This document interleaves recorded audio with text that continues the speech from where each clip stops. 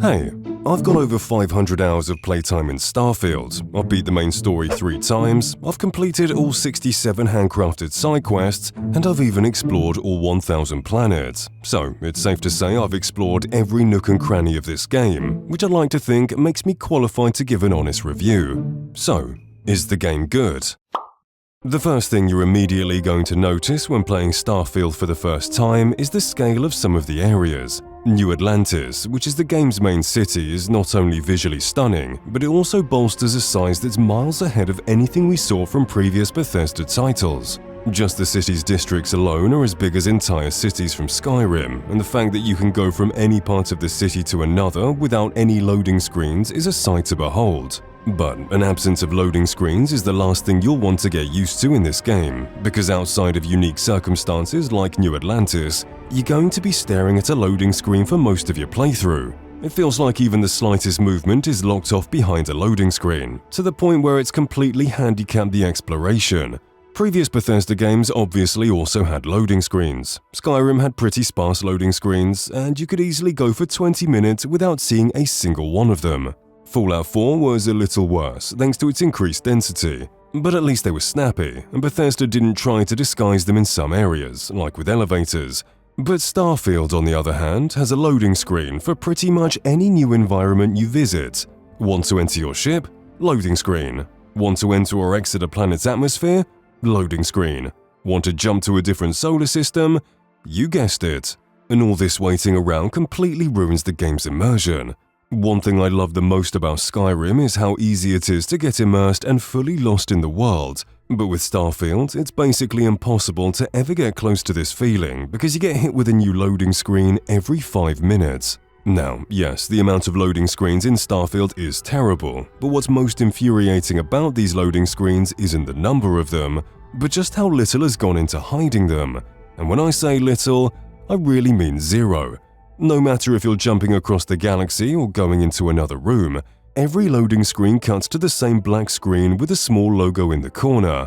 If it's that taxing on the engine to physically travel from one planet to another or to exit solar systems, then what's the excuse for not at least giving the illusion of that? Why not just have our ship travel through a hyperspace-like environment while the destination is loading, instead of just abruptly teleporting us there?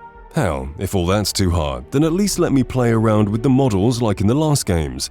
Anything would have been better than having to stare at my reflection and see my expression of regret every time I decide to explore someplace else. Exploration. Exploration might be the most disappointing thing about Starfield. Despite the game having over 1,000 planets, the majority of them are just uninteresting, procedurally generated wastelands that serve no better purpose than to take up your time. And when planets are this barren and boring, the only purpose this number of planets serves is mostly used during marketing. The only thing you're going to find on these planets is the randomly chosen structures scattered across the map that are the exact same on every other planet. There are really only 2 reasons you would ever be exploring a planet, and that's to either scan all its resources, flora and fauna, or to build an outpost. The former is more tedious than fun. The entire mechanic entails you running up to objects that are highlighted by your scanner and, well, scanning them. Outposts, on the other hand, are actually pretty fun. I know this base building mechanic hasn't been everyone's cup of tea since it was first introduced in Fallout 4, but I really liked it in that game, and I like it even more now. The way it works is that you place a beacon on an empty part of a planet that establishes what you can build inside. From there, you can start extracting resources from the ground, build a botany lab, a large megabase of operations, or just a quiet getaway from the hustle and bustle. You're limited only by your creativity, and there are already some incredible builds made by people on YouTube that put my one-on-one shack to shame. Everything about this mechanic has been improved upon since Fallout 4. You can now use an SI view during building to make the structural decisions easier to plan. Companions have specific skills that can be taken advantage of by assigning them to certain outposts, and when an outpost is generating a lot of resources, you can create cargo links between all your bases to have their resources shared. But if building bases is not your style, then don't worry. Starfield has several apartments that you can decorate from scratch and truly make the home yours. And can I just say how revealing it is to finally be able to use clean, modern-looking furniture out of the box instead of the dirty and dingy furniture we had to use in Fallout 4. The entire base building mechanic is one part of the game which I have no complaints about. It's fun, detailed, and can easily be ignored if it doesn't interest you. Enemies in combat. If outpost building isn't to your liking, then the majority of your gameplay is going to revolve around combat. And if you've played Fallout 4 or 76, then you're going to feel right at home. Guns feel more or less the same as they did in Bethesda's previous games. There's a variety of enemy types and factions you're going to encounter. There are the Spacers, which are basically Starfield's version of bandits from Skyrim, the Ecliptic, which are a one-to-one copy of the Gunners from Fallout 4, a pirate group known as the Crimson Fleet, and the Va'ruun Zealots, a devoted branch of the Estoic religion known as House of Va'ruun. Other than humans, you'll also encounter defense robots and hostile alien lifeforms, which all share the same common goal of killing you. Unfortunately, this variety is mostly superficial. Regardless of which faction you're going to be fighting, all the humans you're going to be fighting are going to have the same tactic of either charging you with a melee weapon or hiding behind cover and trying to pick you off from a distance. And aside from their armor and voice lines, there's nothing special about fighting a Spacer compared to an Ecliptic or a Va'ruun Zealot, or vice versa. Being a mercenary group, the Ecliptic could have been more organized compared to the disorderly Spacers. The Crimson Fleet could have acted more aggressively, whereas the Va'ruun Zealots could have used stealth capabilities. The sky was the limit, so it's disappointing that the enemies you're going to face will all behave in the exact same way. In fact, the most variety you're going to encounter is with the alien lifeforms, which can be hostile, territorial, or harmless. But such a variety is never seen in quests, and the concept is left being only a fraction as good as it could have been. But when it comes to the actual running and gunning, things do get better. Although it's nothing new, the gunplay feels satisfying and responsive. Enemies will regularly react to getting shot by staggering and falling to the ground. You can shoot enemies' oxygen tanks to make them go flying, and their screams of pain have never sounded more satisfying. Although, strangely, all the amazing dismemberment and gore mechanics of Fallout 4 are completely absent. The melee system is also aggressively bare bones and makes me feel a little worried for Elder Scrolls 6.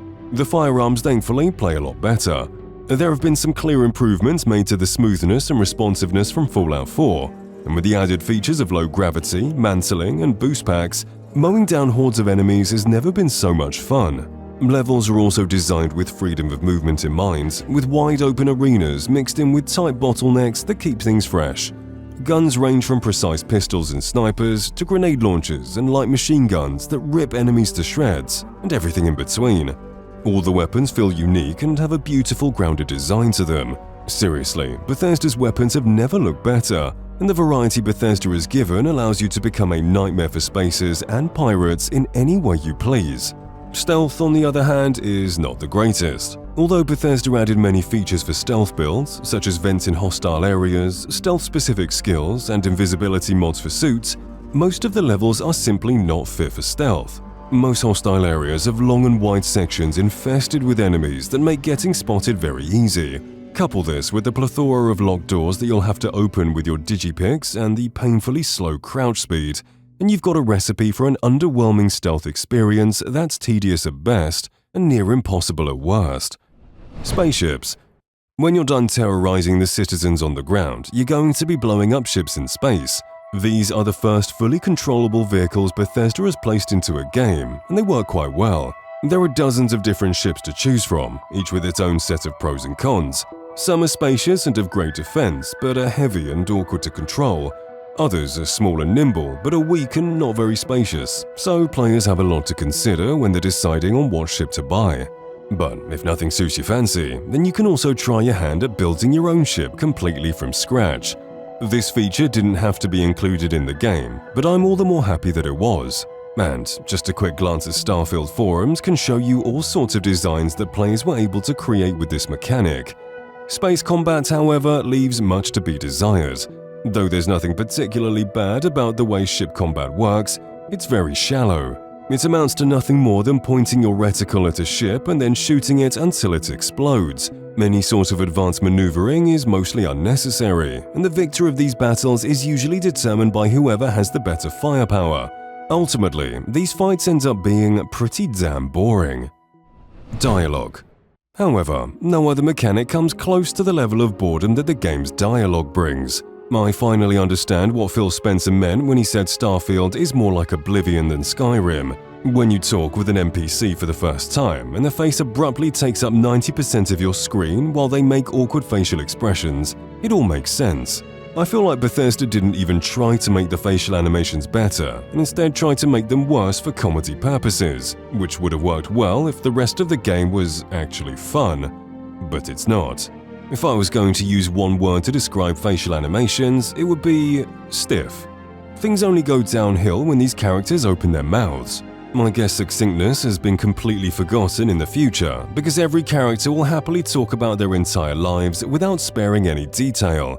Even with skipping past all the questions and secondary dialogue options, you're still going to find yourself in these dialogues for a large sum of your playtime, and the experience is far from fun. It's a shame too, since the overarching stories in this game can be pretty interesting. But for some reason, the dialogue writer felt the need to have every character say way more than they had to. But with the boring writing aside, the dialogue mechanics are exactly what people wanted after Fallout 4.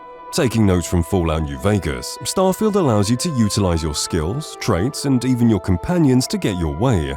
If that fails, you can also try the Persuasion minigame, which is governed by a dice roll that has its favorable odds increase with each rank up to the skill. But to be honest, dice rolls are just not my thing, and I feel like it would have been better to simply lock specific persuasion options based on your persuasion skill. Skills. Skills have had some big changes. Every skill can now be leveled 4 times, with each purchase of a skill going towards unlocking more advanced skills in their respective category. But these skills were not made equal, in more ways than one. Some skills, such as weightlifting, are incredibly useful for every playstyle. Others, like astronomy, are pretty much useless and serve no purpose other than novelty. The changes and skill upgrades are also strange. Some challenges make sense, like getting a certain amount of kills with a specific weapon type or picking X amount of logs. Others have challenges that are comically easy and can have you ready for your next rank within minutes of unlocking them. When it comes to the skills themselves, some of them can actually be quite interesting and add new abilities to your arsenal. However, most are flat percentage upgrades that do nothing to spice up the blank gameplay. Although it is an issue seen in most RPGs, it's a shame that Bethesda hasn't done anything to improve upon this issue, especially considering all the interesting and quirky skills that we saw in Fallout 4. Overall, these skills feel like a step down from that of Fallout 4, with the only saving grace being the addition of the challenges and the cool unique art that we get for each skill. Main story. Finally, we get to the meat and potatoes of these games, the stories. To sum it up, you start as a miner for Argos Extractors who comes across a mysterious artifact on the moon of Vectera. Thanks to you having the special ability to hear the artifacts, you're instantly recruited into Constellation, one of the galaxy's last group of explorers, to find the rest of them and find out what they all mean. And so, you're going to be spending the rest of the 20 hours or so of the main story finding and collecting these artifacts. And it's hard to give a verdict on the main story as a whole since its quality is so inconsistent. Sometimes the quest is some of Bethesda's best work, while others have less going for them than some of Skyrim's miscellaneous objectives, and it feels like a pretty even split between these two states. Some quests like Entangled and High Price to Pay are captivating and show us scenarios and mechanics which we've never seen in previous games. Other quests amount to nothing more than going to a procedurally generated part of a planet, entering a procedurally generated mine, to finally mining another artifact. It's yet again another example of the biggest problem with this game, Bethesda's prioritization of quantity over quality. There's nothing fun about going to these empty planets and exploring empty mines. It all feels like nothing more than busy work made to artificially lengthen the main story. This is a shame too, since the majority of the main story quests do have unique and interesting scenarios. During one mission, you're dealing with an artifact deal gone bad, and in another, you're shifting between dimensions in an attempt to save both. So it boggles my mind as to why Bethesda thought it was a good idea to sprinkle in these 10 minutes of tedium between the quests they're actually proud of. Then there's the ending and how the story ties into New Game Plus. But if you ask me, the reveal of who the Starborn were was very predictable and disappointing. When I saw the Starborn ship orbiting Neon for the first time, I was pulled back into the story. Who could they be? Sentient aliens? Time travelers? Or maybe interdimensional beings incapable of being understood? Well, it turns out there were none of those things, and are instead glorified Marvel superheroes that have a penchant to be evil for no reason. And you can forget about what Unity is, who created it, or why it speaks to you. Hell, the whole plot point of you and Barrett being the only people that the artifact spoke to is completely forgotten about. The only saving grace the main story has is the way the New Game Plus mechanic ties into the story. But if I'm being honest, it's really not that cool. Because aside from a few new dialogue choices, New Game Plus adds nothing to the table.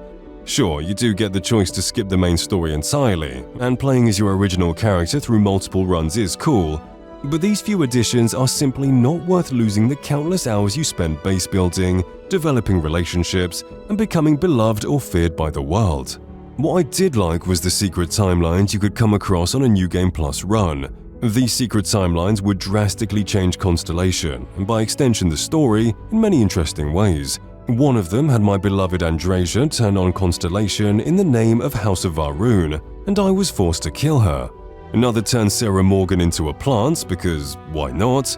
And my favorite, the one where Constellation is run by a group of children. If Bethesda went further with these alternative timelines and had more drastic changes to the world at large, the New Game Plus would have easily been worth your time.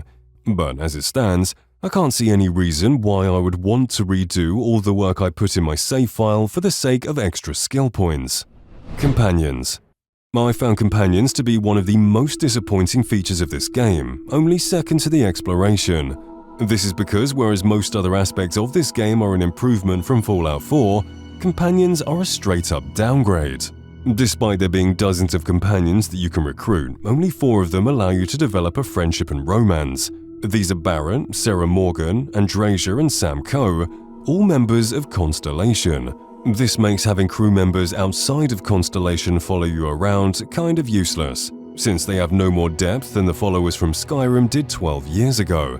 Hell, some of these companions don't even have a unique name, so it goes to show just how much effort was put into the followers this time around. But things only get worse when you're talking about the 4 main companions. Although they may look different and come from different backgrounds, all of them are virtually identical in terms of morals.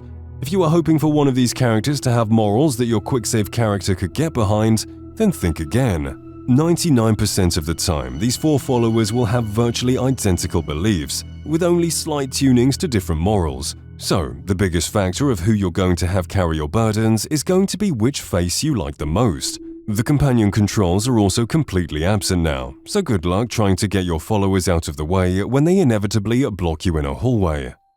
Faction questlines. But it's not all doom and gloom. Aside from its main story, Starfield also features faction questlines. These are a set of quests that revolve around a specific faction in the game, and it's between the quality of the side quest and the main questline. At least that's how it typically was with previous Bethesda games, but in Starfield, the faction quests match and sometimes beat the level of quality of the main story. There are a total of 4 of these questlines, with varying levels of enjoyment. The Ryujin Industries questline is by far the worst of these 4, and this is mostly thanks to its tropey story and aforementioned shoddy stealth mechanics being heavily incentivized to be used. The Freestar Rangers questline has much better gameplay, albeit with an equally uninteresting story. As a matter of fact, the only 2 faction questlines that I would say are good are the UC Vanguard and the Crimson Fleet questline. Both of these quests have much more varied gameplay and higher stakes, making both of these storylines far more engaging than the former 2. The best of these is without a doubt the UC Vanguard questline, which has various twists and turns, not to mention stakes that actually matter. I mean, sure, a wealthy pirate fleet or patented mind control technology sounds pretty bad, but not as bad as the extermination of the human race. The Crimson Fleet questline was also great, with the promise of those sweet credits. What I liked about those 2 questlines over the Ryujin and Freestar Collective ones was that they got right into the action and didn't have a bunch of boring quests like collecting coffee for the faction leader. Overall, these questlines are highlights of the game, and I was surprised by the amount of unique set pieces that were shown throughout all of these quests. It's definitely an upgrade from Skyrim's faction quests, which typically amounted to clearing slightly higher budget dungeons than the ones you typically come across. Side quests. Side quests, on the other hand, were unfortunately a step down from previous games. There are a handful of interesting quests, like the one where you side with one of 3 clones of famous historical figures, or the one where you help an old colony ship find a new home. But for every Operation Starseed and First Contact, there's a mountain of boring fetch quests that amount to you going from A to B and maybe picking something up or talking to someone along the way. Some people might argue that Bethesda might not have the time or resources to make every side quest as big and expansive as others, and that may be true. Operation Starseed uses models and textures that we don't see anywhere else in the game, but that's not an excuse for the side quest being bad. And it's not like Bethesda is incapable of making small but interesting side quests. Juno's Gambit is a side quest where you have to talk to and decide the fate of a sentient AI. Despite taking place almost entirely within a dialogue menu inside a single room, it's one of the best side quests in the game, thanks to its superior writing and interesting topic. I mean, where are the quests where you jump into paintings or stop a serial killer? Overall, Starfield currently has more than 60 side quests, and I feel like the game would have been much better off if that number was halved and the writers and quest designers were instead given more time and resources to make 30 great side quests, rather than the 60 mediocre ones we have with a few gems sprinkled in between. Final review. Overall, Starfield has a lot of good things going for it, and many of the issues we saw in Skyrim and Fallout 4 have been resolved, and things we like the RPG elements and base building, have been expanded upon. But none of these things are enough to justify the out-of-date quest design, aggressively boring dialogue, and mediocre main story. What we're left with is a massive but empty game that takes hundreds of hours to complete, but only a few of those hours are going to be a good time. And if there's anything Bethesda can take away from this, it's that bigger does not mean better. If Starfield was just a fraction of the scale it was trying to be, and instead focused those efforts on making the content that it had as fun as possible, then it could have been an amazing game. But as it stands, Starfield's as vast as an ocean, or a galaxy in this case, but as deep as a puddle.